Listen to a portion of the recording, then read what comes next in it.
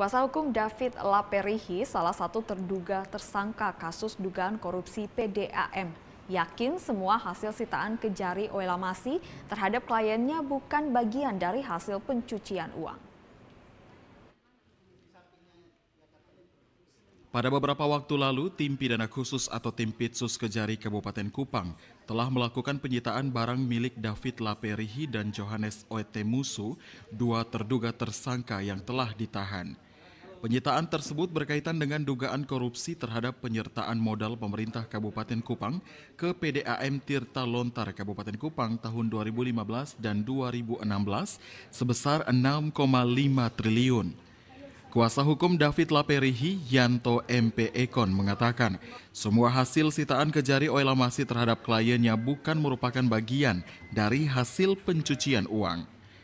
Sebagai penasehat hukum menghormati setiap proses yang dilakukan Kejari Kabupaten Kupang.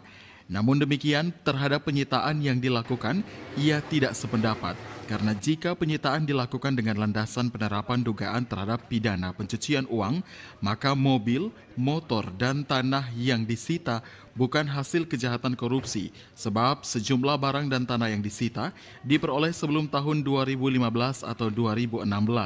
Bahkan ada satu mobil baru dikredit pada tahun 2020.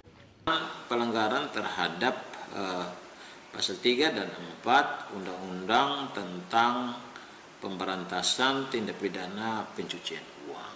Artinya apa? Bahwa barang-barang yang disita itu diduga adalah hasil kejahatan korupsi.